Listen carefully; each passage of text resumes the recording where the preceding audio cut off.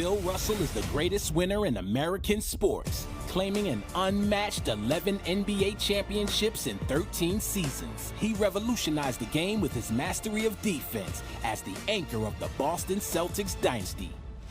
You know, you could ask former players who were the greatest player in the history of the game, and in my personal opinion, it's Bill Russell. I think he's the greatest. Even today, you look at all the wonderful players that are there.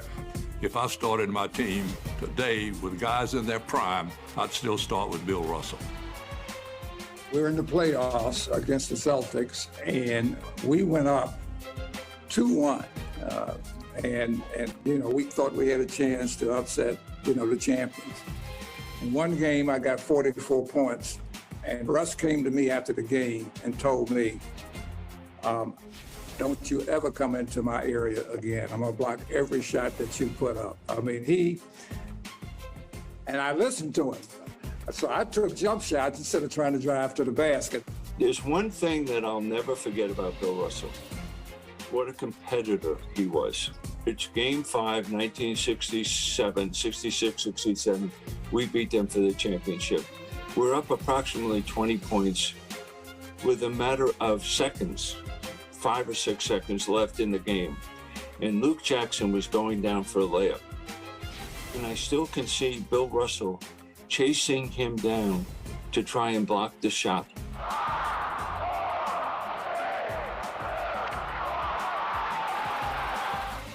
And I went, you know, this is why this man is so unbelievable as a player.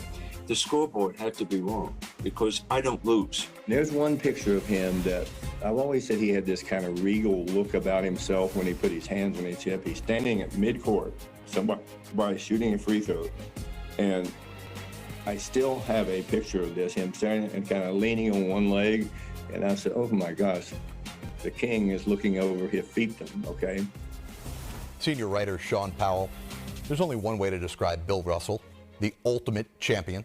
The winner, 11 championships. What really stood out to me about his career is that he was undefeated in Game 7s.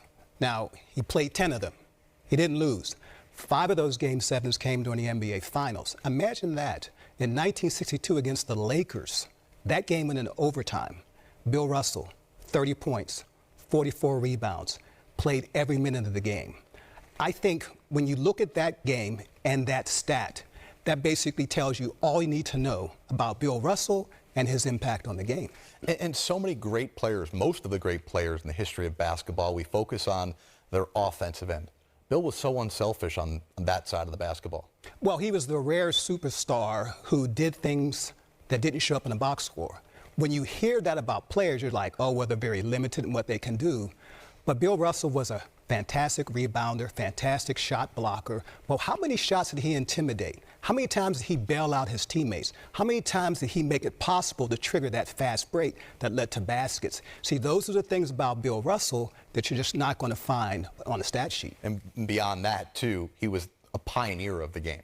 Well, yeah, I mean, back in the 1960s when, you know, there was a lot of unrest, I think Black America needed someone strong, very forceful, who could articulate what was going on in America. And I think Bill Russell basically fit that to a T. Playing for Bill Russell and being drafted by him was a biggest honor. Honestly, he's the advocate basketball player.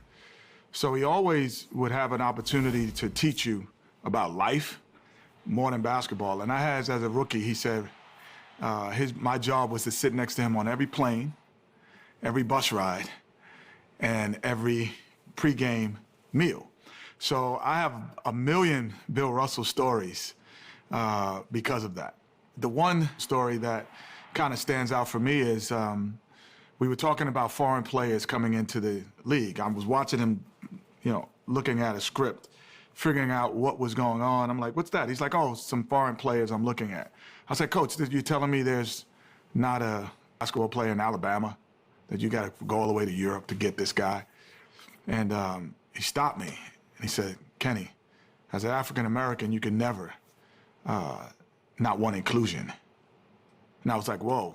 He took a small basketball moment as a jest and taught me a life moment about inclusion and about life.